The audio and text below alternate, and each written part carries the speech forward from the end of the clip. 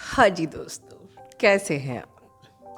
दोस्तों, कल एक भाई का मुझे काउंसलिंग आया और उन्होंने कहा कि मैं अभी अभी ही आपके चैनल से कनेक्ट हुआ हूँ। लगभग मैं साल भर से इस जर्नी पे हूँ और कई सारे वीडियोस दूसरे चैनल पे देखे थे, पर मेरे चैनल पर वो अभी रिसेंटली कनेक्ट हुए। और उनका सवाल ये था कि मैं अब बहुत थक चुका हूँ, मुझे तो अब यूनियन भी नहीं चाहिए, मुझे सिर्फ मोक्ष पाना है। तो आप मुझे ये बता दीजिए कि मोक्ष को कैसे प्राप्त किया जाए। मैंने उनको जो भी गाइड किया, तो मुझे लगा कि शायद ये आप लोग इट्स अ नाइस टॉपिक, मतलब आप लोग के मन में भी आता होगा, क्योंकि हम लोग अक्सर मोक्ष की जर्नी है, एनलाइटमेंट का पाथ है, बात करते हैं। Let me discuss with you all. That's the reason मैंने उस क्वेश्चन को यहाँ ले लिया है। बट इसके पहले आप लोग क्वेश्चन करोगे कि क्या मैम आप एनलाइटेंड हो? अगर आप ये क्वेश्चन करते हो तो मैं बिल्कुल जज नहीं करने वाली हूँ, बिकॉज अगर ऐसी कोई स्टैम्प होती कि या by the god that stamped that you are enlightened, तो शायद मैं ज़रूर कह देती कि या I am enlightened person. But ऐसा कोई टैग नहीं होता है। इनफैक्ट जो एनलाइटेंड पर्सन होते हैं ना, उन्हें कोई टैग चाहिए भी नहीं होता है। I don't know about my self, but yes, मैं कुछ पॉइंट्स आपको बताना चाहूँगी अबाउट, जिससे आप खुद ये देख सकते हो कि आप उस एनलाइटमेंट की स्टेज तक पहुँचे हो या नहीं।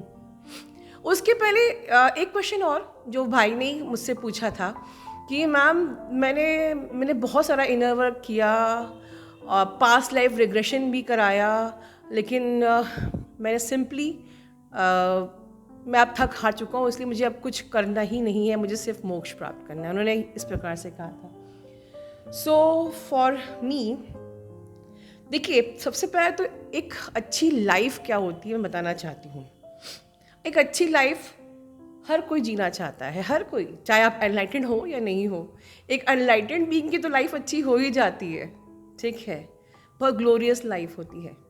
बट एक अच्छी लाइफ हर सोल की इच्छा होती है। इस बस का मतलब क्या होता है, अच्छी लाइफ किसको बोलते हैं? पहली चीज़, क्या हम लोग घूमते हैं, क्या हम लोग होटलों में जाके खाना खाते हैं, या हम खूब सारी शॉपिंग करते हैं, या हम पार्टी हार्ट करते हैं, या हम गॉसिप्स करते हैं घंटों घंटों, किसी के बारे में किसी को जज करते हैं, या किसी की बुराइयां करते हैं। ऐसे किटीज़ में नहीं होता है, लेडीज़ अक्सर कोई किसी का टॉपिक मिल जाए बस।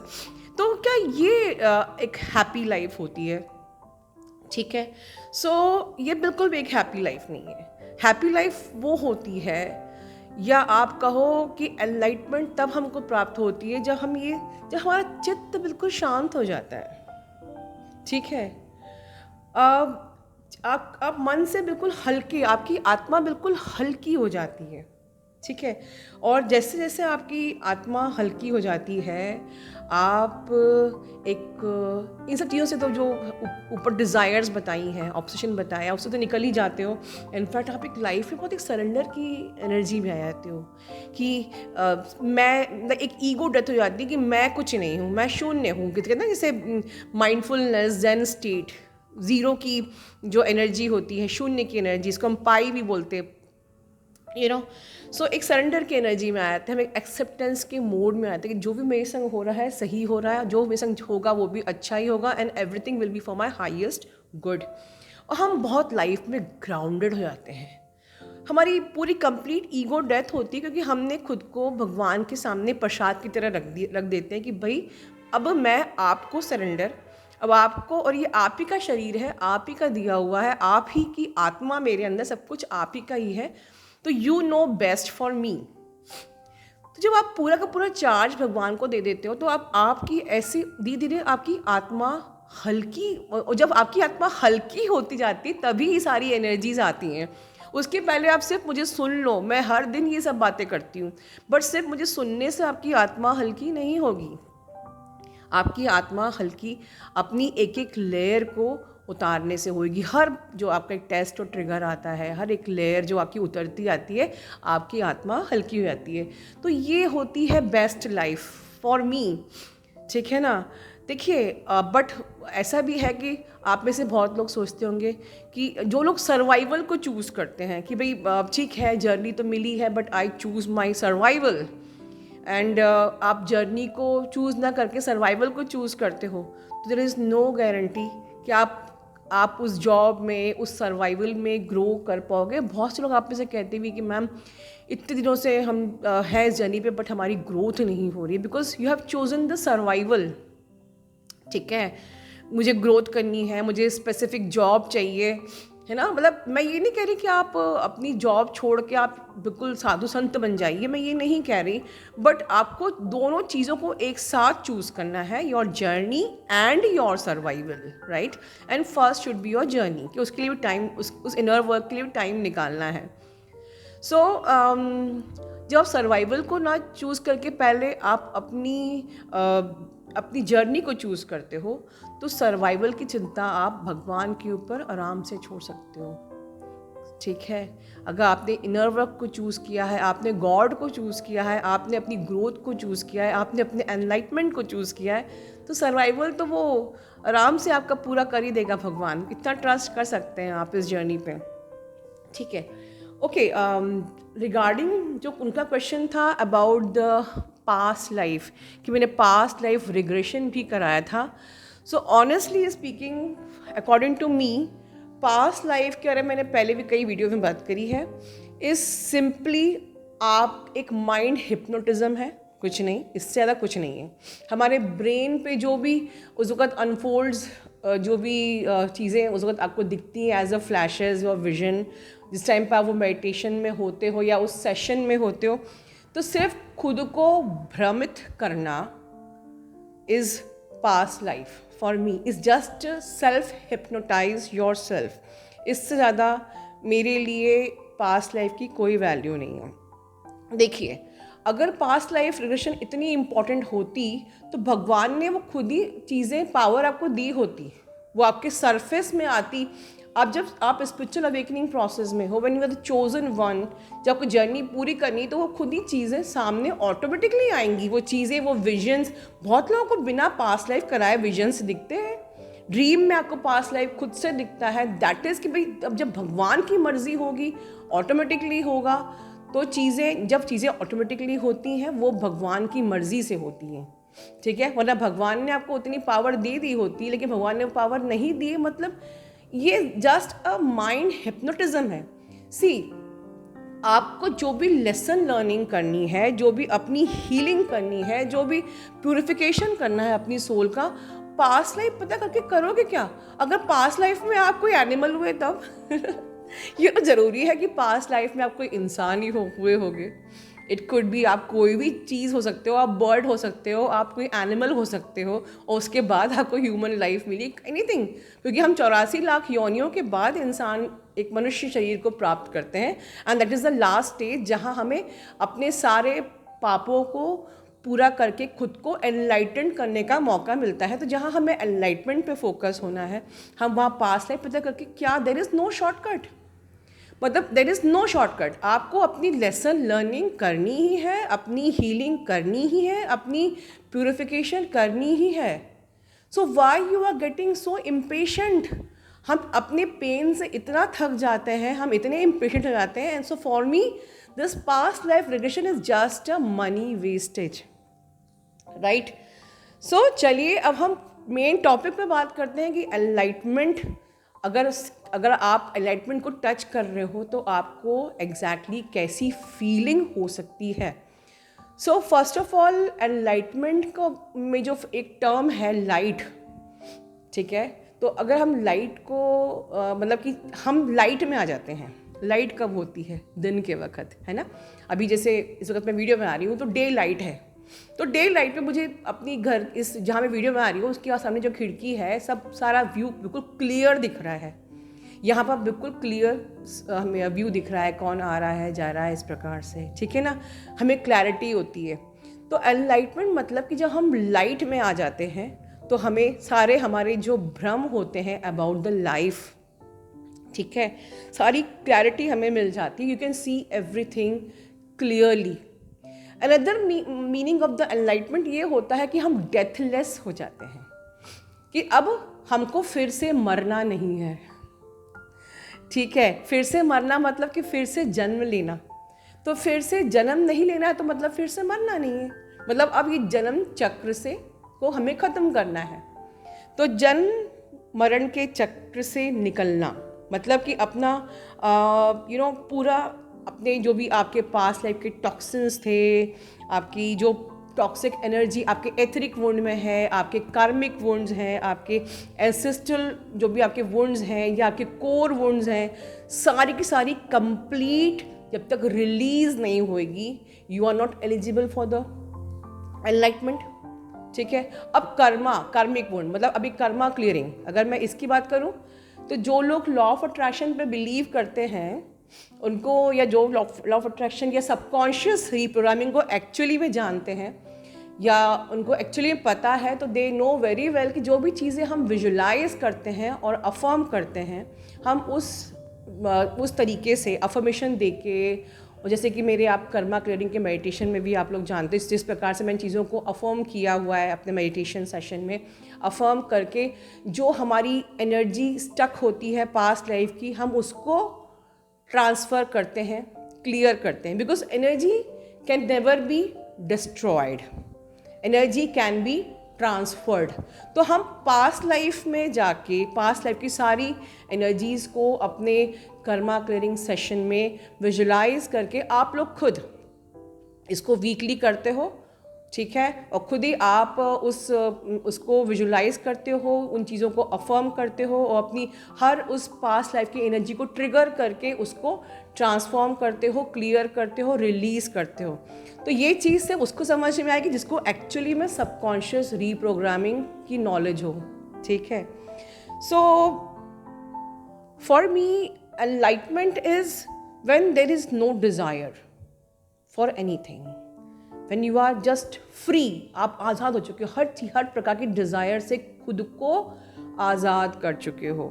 You are, there is no competition, no comparison, आप बिल्कुल एक एक्सेप्टेंस की एनर्जी, जो मैं अक्सर पॉइंट्स बोलती हूँ, ये सारे पॉइंट्स एनलाइटमेंट के ही होते हैं एक्चुअली में। No desire to change others, no blaming की एनर्जी, नो आप like there is nothing right, nothing wrong. ठीक है, आप हमेशा एक्सेप्टेंस के मोड में हो, there is no, in short, no polarity.